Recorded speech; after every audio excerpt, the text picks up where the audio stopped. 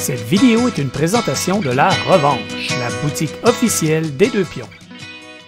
Hey, salut tout le monde, c'est Jeff de la chaîne Les Deux Pions et on se retrouve aujourd'hui pour une deuxième tablée ludique avec Jeff et JC. Je suis en compagnie de JC pour une deuxième fois. J'avais bien hâte de te retrouver autour de notre tablée ludique. JC, comment vas-tu? Ça va très bien, Jeff. J'espère que tu as faim pour la chronique d'aujourd'hui parce qu'on a un repas bien juicy, comme on le dit en bon français, devant nous. J'ai extrêmement faim. J'ai hâte de voir ce que tu nous as préparé. Comme d'habitude, ça va être un repas en 3 services. On va avoir l'entrée, le plat principal et le dessert. 3 jeux intéressants que tu nous as préparés. Je pense que cette semaine, ce mois-ci, tu as un thème particulier qui relierait peut-être ces 3 jeux-là. Ah oui, parce qu'un bon repas, un bon chef à domicile comme moi, là, ça s'assure d'avoir une cohésion entière dans le menu. Aujourd'hui, en fait, on va regarder Timeline, le fameux classique, mais à 3 sauces différentes. Donc, on se souvient le classique Timeline là, qui a vraiment un classique intemporel fondateur là, du jeu de société contemporain, si on veut. Un petit jeu de party où est-ce qu'on classe sur une ligne du temps différents événements en essayant toujours de positionner une carte au bon endroit sur la ligne. Aujourd'hui, on va partir à l'aventure dans un 3 services culinaires, 3 services ludiques, pardon, afin de regarder d'autres déclinaisons du même style de jeu, Jeff. On va commencer ça tout de suite sans plus tarder avec l'entrée et je me dirige de ce pas vers notre page boutique La Revanche parce que JC, ceux qui ne le savent pas encore, tu es copropriétaire de la boutique La Revanche. Donc, c'est grâce à toi si on peut se mettre sous la dent tous ces jeux-là. La Revanche à Québec, 2-3 adresses à Beauport, la capitale et au centre-ville de Québec. Exactement. Nos 3 pubs ludiques avec une boutique dans chacune d'entre elles, évidemment. On va commencer ça avec notre entrée. Un jeu de Wolfgang Warsch, qui est un auteur très connu, qui a fait des jeux à succès incroyable. Exactement. On le connaît notamment pour le jeu très futé et surtout les charlatans de Belcastel. Wolfgang Warsch, en fait, qui nous a livré dans ses premiers petits jeux le jeu qui s'appelle Illusion. Et vraiment dans la gamme de Oya, c'est-à-dire que vous allez le trouver souvent dans la même section que les The Game, The Mind et compagnie. On n'est vraiment pas dans des jeux super complexes. On est au niveau de l'entrée, on s'entend. Le principe d'illusion est vraiment particulier et assez unique en son genre. Bref, je vais te poser une question. Est-ce que tu es daltonien dans la vie, toi? Heureusement, non. Donc, ça va. Excellent. Tu je vais serais capable jouer. Donc, de jouer à Illusion. Ah, puis je vais te faire une confidence. D'ailleurs, JC, la dernière fois que je suis allé à La Revanche, on a joué à Illusion avant le repas. Donc, tu vois, c'est parfait. Ah, voilà. OK, le système fonctionne. Ouais. Le principe d'illusion est assez simple, en fait. C'est que chacune des cartes du jeu est une carte multicolore, vraiment, qui vous donnerait sans doute là, de quoi faire une crise d'épilepsie si vous êtes sensible à photosensible. Donc, vraiment, là, qui rappelle des œuvres d'art vraiment là, hyper abstraites avec énormément de couleurs à l'intérieur. Ce qui est particulier derrière ces cartes-là, en fait, c'est que on va dire du côté réponse, c'est-à-dire à l'endos des cartes, il y a ce qu'on appelle le pourcentage de couleurs de chacune des cartes. C'est-à-dire cette carte-là, elle contient, là, au travers ses traits, 50% de bleu, 2% de rouge, 1% de vert, et ainsi de suite. Le principe du jeu est le suivant. Ce qu'on va faire, c'est qu'en début de tour, on va choisir une couleur, par exemple le jaune, et tour à tour, on va devoir passer à l'épreuve d'essayer de classer la nouvelle carte qui arrive par rapport à la carte précédente en fonction du pourcentage de couleurs. C'est-à-dire, on joue sur le jaune, bon ben j'ai une carte absolument épouvantable devant les yeux. Est-ce qu'elle contient plus de jaune ou moins de jaune que telle ou telle carte? Toujours suivant le principe de la fameuse ligne du temps, classique qu'on connaît de Timeline. C'est-à-dire qu'il faut placer ça, intercaler ça dans les bons endroits sans se planter. Pas si facile que ça. Il a trouvé le tour de bien mettre des formes et des couleurs qui font que tu regardes ça, puis c'est pas si évident que ça. Des fois, on a l'air sûr de notre coup, puis c'est trompeur. Exactement. Évidemment, il y en a certaines cartes qui vont se donner dans l'évidence, donc on va le savoir très clairement, mais comme dans les jeux classiques comme Timeline, comme les cartes restent sur la table, il devient de plus en plus difficile de réussir à placer une carte intercalée au travers les autres, jusqu'à ce qu'à un moment donné, une erreur s'en suive. Quelqu'un va dire qu'on pense que la personne a fait une erreur. On va maintenant retourner toutes les cartes de l'autre côté et on va ensuite de savoir s'il y a une erreur dans la ligne du temps jusqu'à maintenant. C'est bien sympathique. On l'a essayé, puis je pense que tu l'as bien positionné en entrée. C'est parfait. Ça commence tranquillement. Pas trop complexe, mais juste assez le fun pour piquer notre curiosité. Il a fait une couple de jeux comme ça, Wolfgang. Il a un certain talent. Ah oui, c'est vraiment un génie. Ben, je veux Ouais, dire, mais on dit souvent mais, génie méconnu, c'est pas vrai, c'est un génie tout court. ouais, ouais, tout à fait, un génie ludique. Yes. On continue-tu avec notre plat principal de la journée? Tu m'as mis en appétit, là. Yes. Évidemment, il faut que je vous montre le titre avant de le lire à voix haute. Vous avez sous les yeux le jeu qu'on appelle Fuck That. Ouh, Vous aurez on compris. va-tu Donc, se faire fuck comme un censurer? notary.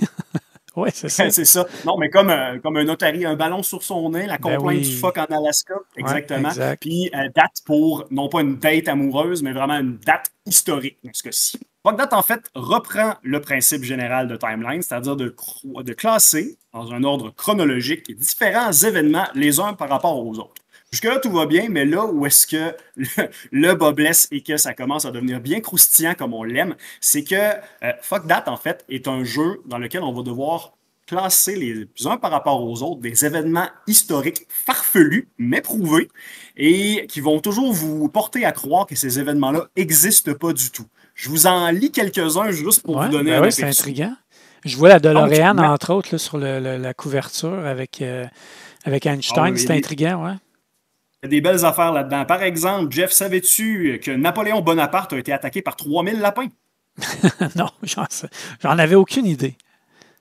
Je vous invite d'ailleurs, ceux qui regardent l'épisode en ce moment, à aller googler. C'est vraiment un événement historique vraiment succulent. Ça se trouve assez facilement. Là, il y a une page Wikipédia qui relate cette péripétie-là.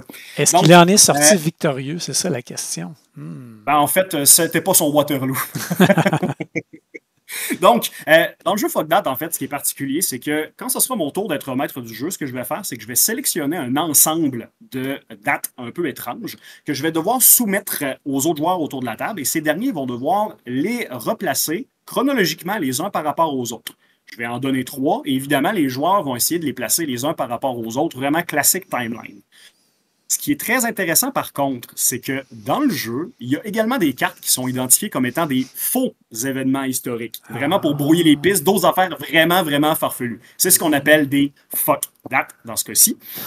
Le maître du jeu peut, s'il le souhaite, échanger une carte contre une carte fuck that.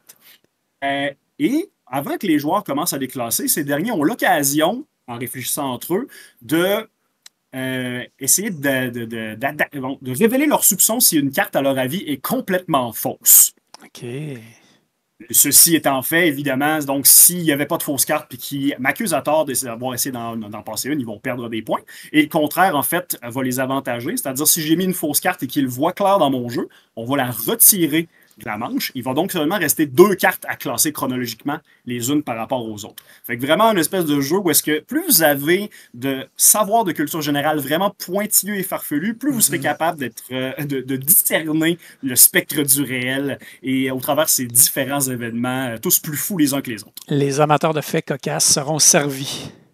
Exactement. Ouais. Et là, on voit, je suis sur la page de la boutique, on voit que c'est hors stock actuellement, mais JC, avant l'émission, tu m'as bien confirmé là, que ça revenait en stock très prochainement, donc c'est à suivre. Oui, exactement. Faites juste aller suivre sur la page de la boutique en ligne. Il y a un petit bouton là, qui s'appelle notification de retour en stock. Vous inscrivez votre adresse courriel, puis vous serez notifié directement le moment où est-ce que ça touche la tablette dans votre boutique La Revanche favorite. Excellent. Et ce sera le même cas pour notre dessert du jour. Qu'est-ce que tu nous Exactement, sers en dessert? parce que toute bonne chose a une fin aujourd'hui. Ben On oui. va terminer avec Deadlines. Donc, un jeu dans lequel on va devoir classer chronologiquement des événements qui ont trait au trépas de différents personnages historiques.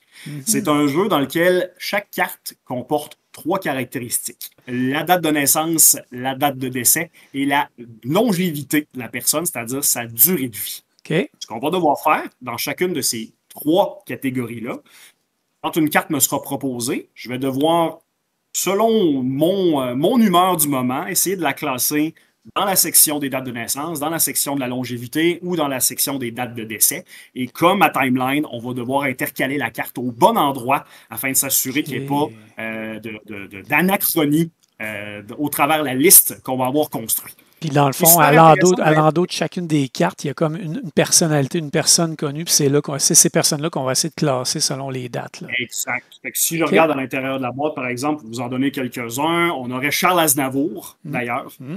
Donc, on a également quelques petits éléments pour aider à le replacer pour les gens qui ne connaîtraient peut-être pas la personnalité en question.